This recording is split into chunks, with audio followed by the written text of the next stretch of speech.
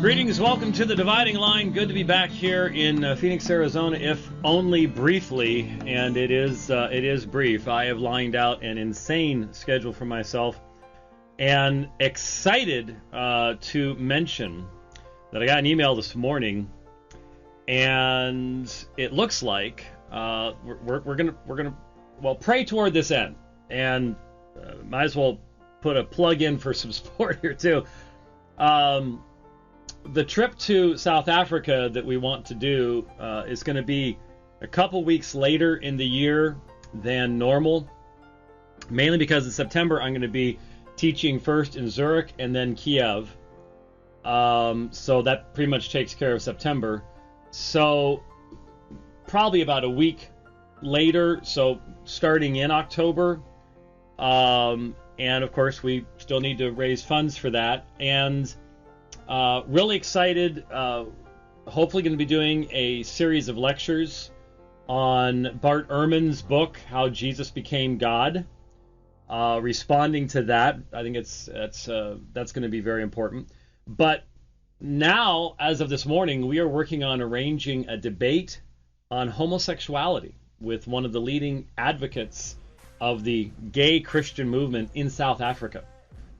For the trip in South Africa. So, still got to get there. So, if you'd like to see that debate take place, then there's it's store.aomin.org/travel.html. See, I'm memorizing it. So, if I'm excited about that, and we're going to try to get one of the pastors of one of the churches that I've spoken at each time I've been down there to join us via Skype when I get back, and we'll talk a little bit about that. So excited about that, but just incredible months ahead as far as like I said, just going. Gone more than I'm here, I think, for a period of time, and for 2 months that'll be overseas more than I'm in the United States. It's going to be insane. Anyway. I obviously was gone when in fact, I was leaving. I was heading out the door on Friday morning. I went up to Flagstaff for the Building Tomorrow's Church Conference when the Supreme Court of the United States, when we talk about rendering decisions, I have a hard time anymore looking at Supreme Court decisions as decisions, because in the country I grew up in, those words had meaning. That is, though already there were fundamental cracks in the foundation, I realize that, but the idea was that you had a source and were drawing your decisions from this source. At least that's what we were still taught to believe. Maybe I was naive in my younger years, and we're just now seeing it much more obviously. I don't know. But anymore, words don't have meanings. And rights are derived from autocratarism. It's a new term. I just made it up. Pantocrator is the creator of all things. So autocratarism. We now live in a society of self-created beings. We are all autonomous now.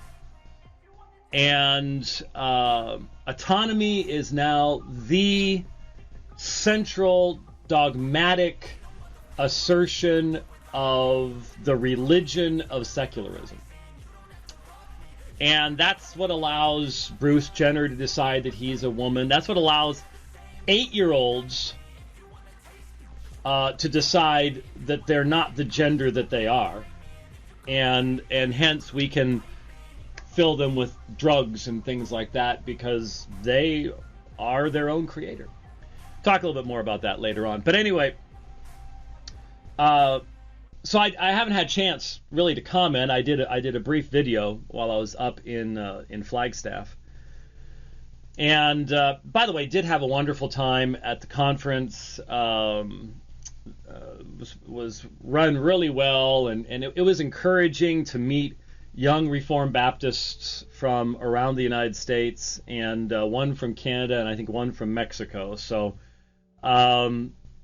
they got an earful from me because I spoke just hours after all of this happened, and so it was pretty quiet, especially during my first presentation.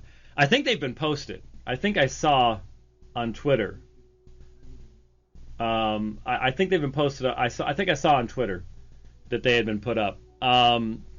So if we need to track them down, I need to put them on the blog and stuff like that, so others can see them as well. But it was pretty quiet in there because I reminded them that on September 11th, 2001, I said that was the first day of class at Grace Christian School. That was the year I was teaching Bible at Grace Christian School, and I said to those teenagers when they came in that day, I said, your life changed today. You don't know that yet, but your life fundamentally changed today. And I think about one fellow in that class, Tony Brewer, who just drove me insane during that entire class. He was just the most unhinged I ever became in that class was at Tony Brewer one day. I still remember it, and so does he, and so does my son. Tony is he's on the bomb squad. He's served tours in Iraq and Afghanistan doing the bomb thing. So I was pretty right that his life had changed that day in ways he could not possibly foresee in that sense. And basically what I said to the kids was, today's another one of those days where I can look at you and say your life changed today. Your life changed fundamentally today.